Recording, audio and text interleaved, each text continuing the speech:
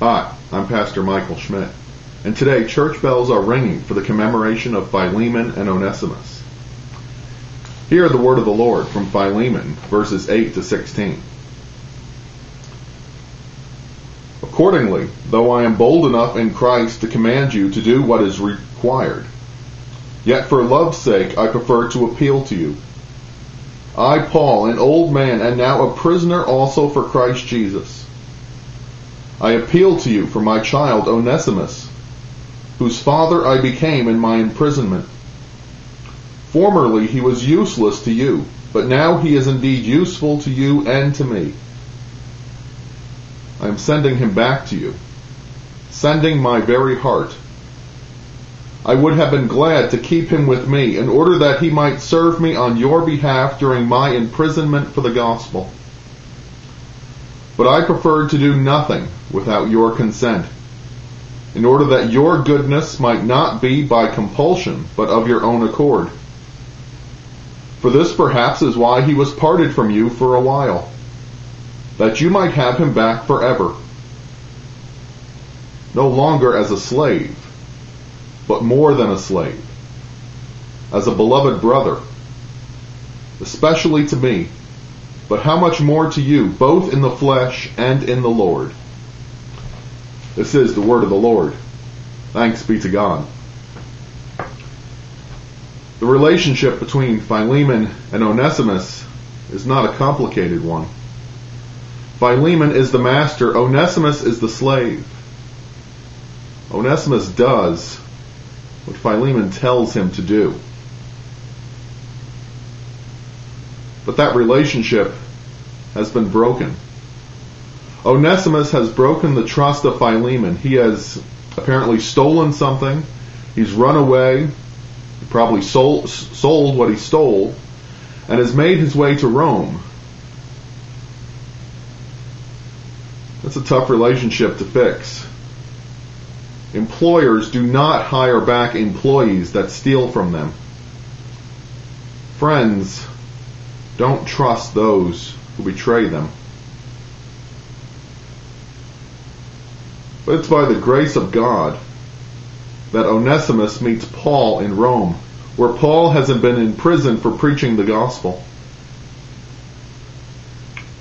Onesimus hears the gospel from Paul. He's baptized. He's brought to faith.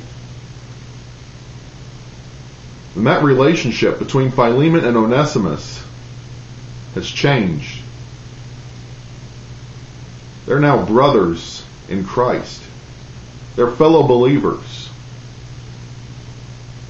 Based on this new relationship, Paul encourages Philemon to welcome Onesimus back. Not by a law or by some order that Onesimus was wrongfully terminated or somehow oppressed in his service to Philemon, but rather as a brother in Christ. Based on their new relationship, Philemon and Onesimus are not bound by contracts or handshakes or some other form of agreement. They're bound as believers, bound by the blood of Jesus. What Paul is asking is not an easy thing to do. Human nature says Onesimus should be hung, not welcome back. But as believers, we have a relationship that goes much deeper than contracts and handshakes and human forms of arrangements. Our relationship was formed on the cross, where Christ hung and suffered and died and rose, thereby welcoming us back. For we had run away in sin, chased after false gods. But now, through our baptisms into Christ, we have been welcomed back, forgiven, restored, not to our former place, but to a new place, a place as brothers and sisters in Christ Jesus. a place as God's own children. Let us pray. Heavenly Master and Lord of all creation, you led a wandering slave Onesimus to Paul in order to make him a useful servant even for his earthly master Philemon.